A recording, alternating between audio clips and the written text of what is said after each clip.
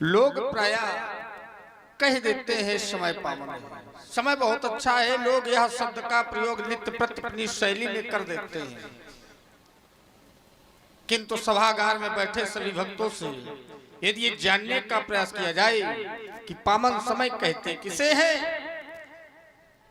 मनुष्य ये अनुभव कब करेगा कि यह समय पावन है, कैसे जाना जाए, क्या पहचान है, कैसे माना जाए कि यह समय हमारे जीवन में पावन है। तो हमें मनीषियों ने बताया, जिस अवसर पर जिस समय में परमात्मा का गुणानुवाद किया जाए, व्यक्ति अपने बहुमूल्य समय को निकाल करके श्री हरि के चरणों में समर्पित कर दे, ज्ञापित कर दे, तो जान लेना चाहिए यही समय पावन और पवित्र है। धन्य घड़ी सोई, पूछा कौन सी, उत्तर आया, कहा जब सत्संगा, जब हमें सत्संग की प्राप्ति हो जाए। जैसे आप सभी को सप्ताह ज्ञान यज्ञ में सत्संग करने का अवसर मिला है, जब मनुष्य को ऐसा अवसर प्राप्त हो जाए तो समझ लेना चाहिए कि हमारे जीवन में पावन समय आ गया है। कुछ लोगों ने प्रश्न किया, यदि हम नित्य प्रति सत्संग करेंगे, संत सभा में जाएंगे, संत दर्शन को अपने शरीर को अर्पित कर देंगे, तो हमें उसका लाभ क्या मिलेगा? आखिर संत सत्संग करने का परिणाम क्या है? तो हमें आचार्यों ने बतलाया, जो मानव नित्य प्रति सत्संग करता है, संत सभा में जाता है, संत चरणों में अपने अंतर मन को अर्पित कर देता है, वह मानव के जन्म जन्मांतर के पाप नष्ट हो जाते हैं। संत दर्श तिम पातक तरही, संत दर्शन से हमारे जन्म जन्मांतर के पाप नष्ट हो जाते हैं। कुछ लोगों ने प्रश्न किया, अगर किसी कारणवश हम अपने जीवन में सत्संग न कर पावे, संत दर्शन को न जा पावे, संत सभा में प्रवेश न कर पावे, तो क्या संसार में कोई दूसरा ऐसा मार्ग है जिससे हमारे जन्म जन्मांतर के पाप नष्ट हो जाएं? मनुष्यों ने कहा, अगर मानव किसी कारणवश अपने जीवन में सत्संग नहीं कर पाता है,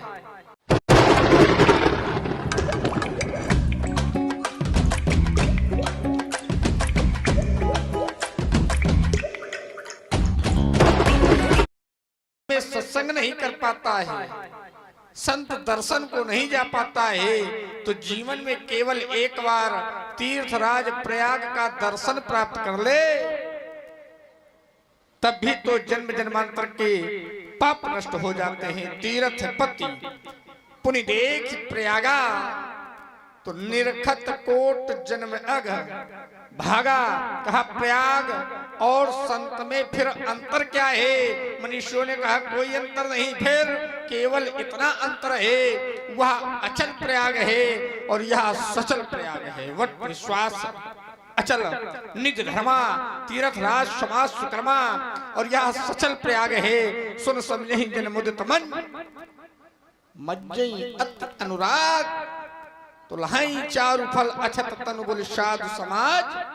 प्रयाग, जो व्यक्ति इस प्रयाग में सत्संग रूपी स्नान करता है, तो स्नान करने का फल है मज्जन फल पेखी तत्काला, तत्काल फल मिलता है। किस प्रकार मिलता है? कहा काक होई पिक पकौ मराला, जैसे कौवा स्नान करता है तो कोयल बन जाता है, और बकहु मराला, जब बगुला स्नान करता है तो मराल माने हंस बन जाता है। एक व्यक्ति ने कहा, यदि हंस स्नान करे तो? कहा जब हंस स्नान करता है वह तो परम हंस बन जाता है। आज ऐसे गुरुदेव भगवान के द्वारा मीलों के बीच में आदेश मिला है, माता देवी संध्या की उपासना करने के लिए। संसार तो हुआ मानो जो सायंकालीन की वेला में अपने इष्ट का आराधन नहीं करता है, प्रभु के श्री चरणों में अंतर्मन को ज्ञापित नहीं करता है, वह मानव मानव रूप में होकर के भी पुष्प के समान है। हमारे आचार्य कहते हैं, ते मृत लोके वही भार होता, मनुष्य रूपेण मृगाश्चरन्ति। मनुष्य रूप में तो है, किंतु कैसे हैं? तो कहा पशु के समान है।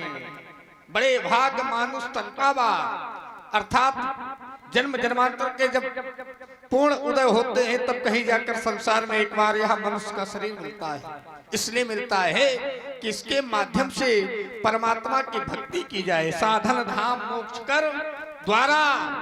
और जब ये प्राप्त हो जाता है फिर भी अगर सत्योग नहीं कर पाए तो मानव की सबसे बड़ी असफलता है। अस्तु यह पावन अवसर हमारे जीवन से न जा पावे, इसलिए माँ के सी चरणों में अंतर्मन के सुमनों को समर्पित करता हूँ। हे मेरी माँ, स्वीकार करे मेरे नमन को, मेरे वंदन को, मेरे प्रणाम को।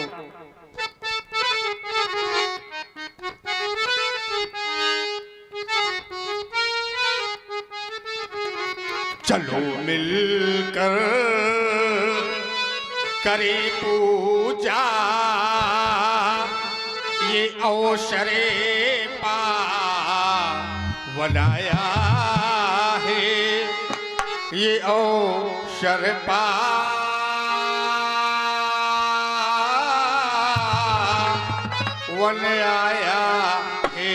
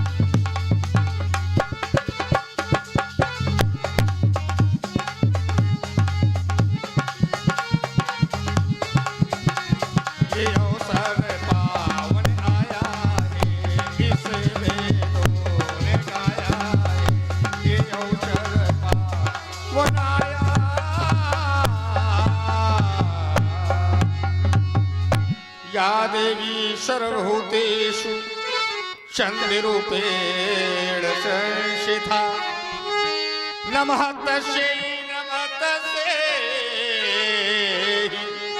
नमः तस्यै